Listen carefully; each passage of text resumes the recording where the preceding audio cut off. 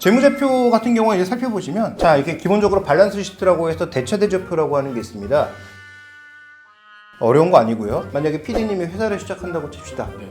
뭐가 있어야죠? 사람이요. 돈이 있어야죠. 그렇죠. 회사 측에 돈이 있어야죠. 돈이 가장 우선 아닐까 싶습니다. 아, 그렇죠. 앞으로 대성하시겠네요. 내 재산을 가지고 회사를 만들면 이쪽의 전체 회사 재산과 내 재산이 일치할 수도 있겠죠. 네.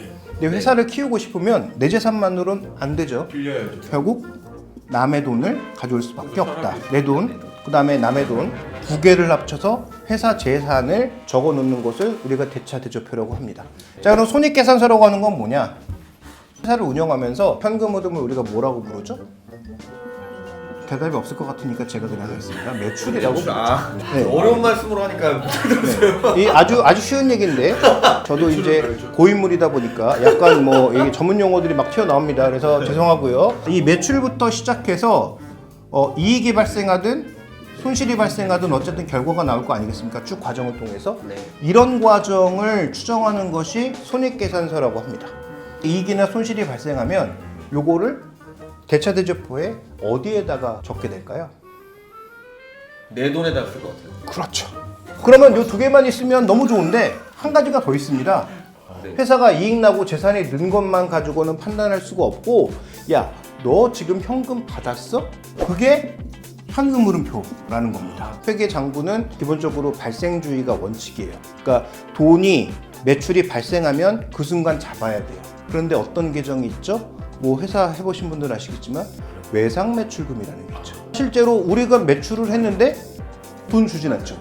장부상으로는 매출이 잡혀 있는데 회사로 돈은 안 들어왔어. 그런데 갑자기 회사가 갚아야 될 돈이 생겼어. 돈 주려고 사람이 왔는데 돈이 없네? 그러면 이 회사는 분명히 흑자가 난 기업인데 망할 수 있는 거죠. 그러니까 그거를 추적하기 위해서 현금 흐름표라는 걸 만들어서 어떻게 전개되느냐를 우리가 살펴볼 필요가 있는 거죠.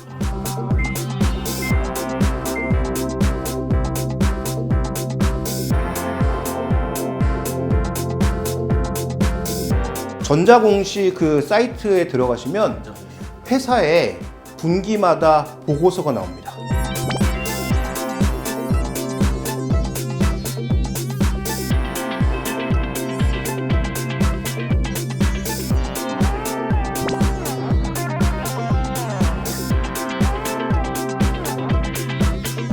이쪽에 이제 회사의 재산을 나타낸다고 그랬죠? 네.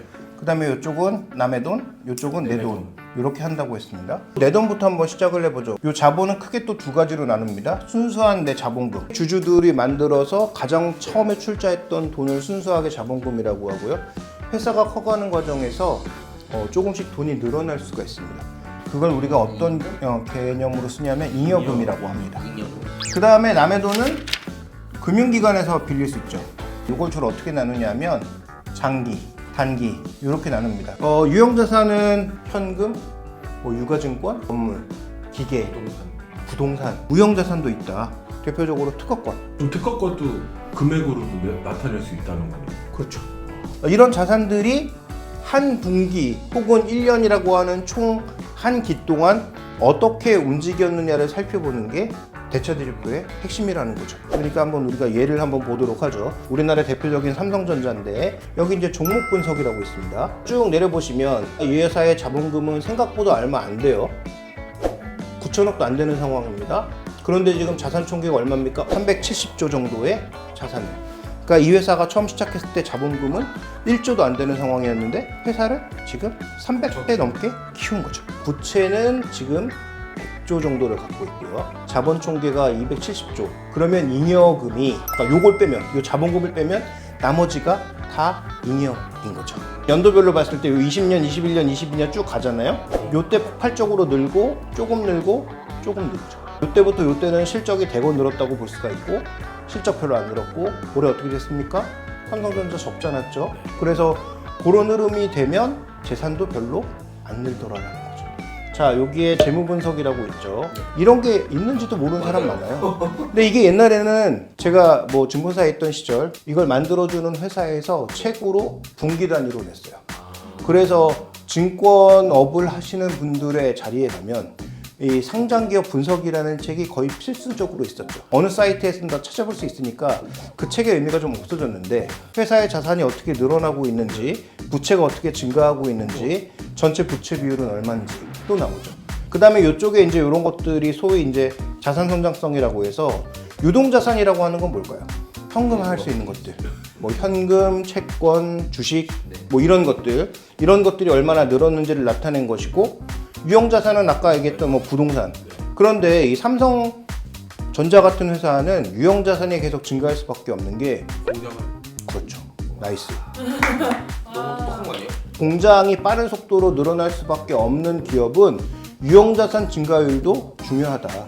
이게 안 늘어난다라는 건 뭐예요? 시설 투자가 없다는 얘기잖아요. 그러면 성장도 없다는 얘기가 되겠죠? 그러면 반대로 금융사는 뭐가 잘 봐야 되겠어요? 유동자산의 변화율을 잘 봐야 되는 거죠. 그래서 이게 업태마다 또 다르다. 또 하나 이제 중요한 게 재고자산인데, 제조업은 재고순환이 매우 중요합니다. 재고가 쌓이면 뭐가 바뀔까? 회사의 가동률이 떨어지겠죠. 생산해서 밀어내는 출하와 재고량만 가지고도 경기를 예측할 수 있다. 그래서 우리나라에서 굉장히 제조업이 중심이기 때문에 중요하게 보고 있는 지표 중에 하나가 각 산업의 재고 출하 순환을 굉장히 중요하게 봅니다. 그래서 어떤 산업이 재고가 이렇게 쌓이고 출하가 줄면 이건 불황이라는 얘기죠. 네. 반대로 출하가 이렇게 늘어나면서 재고가 고점에서 떨어지기 시작하면 업톤을 하기 시작한다는 얘기죠. 반도체가 지금 딱 그 위치에 있는 상황인 거죠. 그러니까 우리가 주가를 예측할 수 없는 거는 이 수많은 변수를 다 우리가 컨트롤에 달 수 있느냐? 못하죠. 그래서 제가 아까 말씀드렸다시피 정답을 얘기하는 사람이 범인이다. 정답이라는 건 존재할 수 없다는 얘기를 말씀드리는 거고요. 여러분들이 만약에 뭔가 나는 삼성전자랑 한번 일생을 걸어보고 싶다, 삼성전자에 대해 자세하게 알고 싶다 하시면 어떤 내용까지 있냐면 그 해당 산업의 흐름, 누가 경쟁자고, 이 회사들과의 서로의 점유율은 어느 정도고, 그 다음에 우리 회사 원재료는 누구한테 사오고 있고, 얼마에 사오고 있고, 원재료 가격이 어떻게 변화하고 있고, 이런 내용까지 자세하게 다 나옵니다.